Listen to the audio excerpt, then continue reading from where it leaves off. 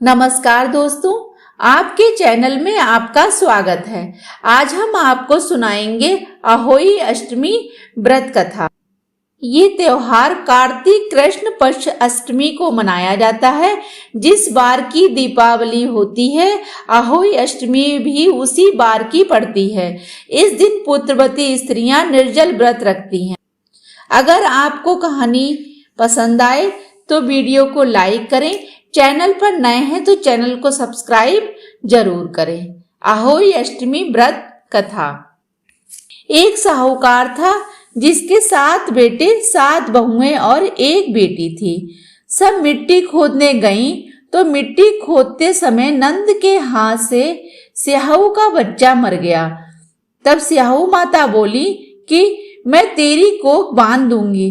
तब नंद ने सब भाभियों से कहा कि भाभी, मेरे बदले आप अपनी कोख बनवा लो। लेकिन 6 भाभियों ने उसे मना कर दिया। परंतु सबसे छोटी भाभी ने सोचा, अगर मैं अपनी कोख नहीं बनवाऊंगी तो सासू माँ मुझसे बहुत नाराज होंगी। इसलिए उसने अपनी कोख बनवा ली। इसके बाद जब भी उसके बच्चा होता तो वह 7वें दिन ही मर जाता। बहुत बार वे गर्भवती हुई और उसका बच्चा 7वें दिन ही मर जाता। एक पंडित को बुलवाकर उन्होंने पूछा कि क्या बात है पंडित जी, मेरे बच्चे होते हैं और 7वें दिन ही मर जाते हैं। पंडित जी ने कहा कि तू सुरही गाय की सेवा कर। सुरही गाय स्याहू माता की सहेली है, वह तेरी कोख छोड़ देंगी। तब तेरे बच्चे जो जन्म लेंगे वो जिंदा रहेंगे। वह सुबह जल्दी उठकर सुरही गाय का काम करती और गौ माता ने सोचा कि आजकल कौन मेरी सेवा कर रहा है। मेरी बहुएं तो काम करती हुई लड़ाई करती हैं। तो गौ माता ने सुबह उठकर देखा कि साहूकार के बेटे की बहू है जो सारा काम मेरा कर जाती है। गौ माता बोली, तेरी क्या इच्छा है जो तू इतना मेरा काम करती है? मांग, क्या मांगती है? तो साहूकार की बहू बोली, मुझे वचन दो गौ माता। गौ माता बोली, जा, तुझे मैंने वचन दिया। तब बहू बोली कि स्याहू माता तुम्हारी सहेली है गौ माता, स्याहू माता ने मेरी कोख बांधी है, सो तुम मेरी कोख छुड़वा दो। तब गौ माता ने 7 समंदर पार अपनी सहेली के पास जाने का निश्चय किया और वो जाने लगी तो रास्ते में उन्हें धूप लगी। तब वह एक पेड़ के नीचे बैठ गईं। थोड़ी देर में एक सांप आया और पेड़ पर गरुड़ पंखनी का बच्चा था जिसको डसने लगा। तो साहूकार की बहू भी गौ माता के साथ आई थी। तो साहूकार की बहू ने सांप को मार डाला और साहूकार की बहू ने सांप के बच्चे को मार दिया और बच्चे को बचा लिया। गरुड़ पंखनी आई और साहूकार के बेटे की बहू को चोंच मारने लगी। तो बहू बोली कि मुझे तू चोंच क्यों मार रही है? मैंने तो तेरा बच्चा बचाया है, मारा नहीं है। तेरे बच्चे को तो सांप मारने आया था, मैंने सांप से तेरे बच्चे को बचा लिया है। तब गरुड़ पंखनी बोली कि तू क्या मांगती है? तो वह बोली, 7 समंदर पार स्याहू माता रहती हैं, हमको उनके पास पहुंचा दो।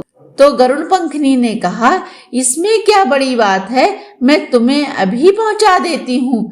गरुड़ पंखनी ने साहूकार की बहू को और गौ माता को अपनी पीठ पर बैठालकर स्याहू माता के पास पहुंचा दिया।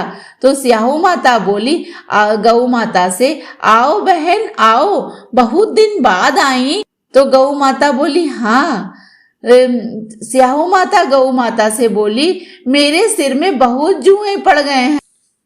फिर साहूकार की बहू ने माता की सारी जुएं साफ कर दी और स्याहू माता बोली कि तूने मेरी बहुत सेवा की है, बहुत भलाई की है, इसलिए तू बता कि मुझसे क्या मांगती है।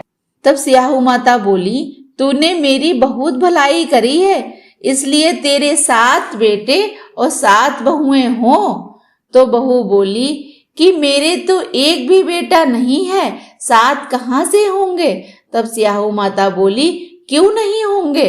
तब वह बोली कि पहले आप मुझे वचन दो स्याहू माता ने कहा, अगर मैं वचन से फिर जाऊं तो धोबी की घाट पर काकरी हो जाऊं। तब साहूकार की बहू ने कहा, मेरी कोख तो आपने बांधी है। तब स्याहू माता बोली, तूने मुझे ठग लिया, मैं तेरी कोख खोलती नहीं, परंतु अब खोलनी पड़ेगी मुझे।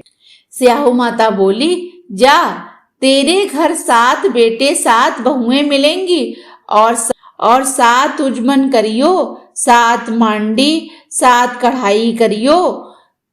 वह घर गई तो उसने देखा 7 बहुएं, 7 बेटे 7 बहुएं बैठी हैं। 7 बेटे बैठे हैं, 7 बहुएं बैठी हैं। बहुत धन हो गया है घर में, धन से पूरा घर भर गया है। तो उसने 7 हुई मांडी, 7 उजमन करे, 7 कढ़ाई करी। सारी जेठानियां बोली कि सब जल्दी जल्दी पूजा कर लो, नहीं तो वह रोने लग जाएगी। सारी जेठानियां कहने लगी, जल्दी जल्दी पूजा कर लो, नहीं वह रोने लग जाएगी।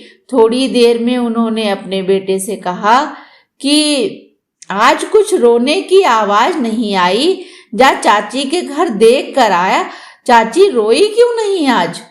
तो बच्चों ने देख कर आकर बताया कि चाची के घर तो बहुत सारा माँ धन हो गया है, चाची ने अपनी कोख छुड़ा लाई है। आया कि चाची के यहाँ होई मंड हो रही है। तब जेठानी भाग कर गईं और देखा कि कोख छुड़ा लाई है।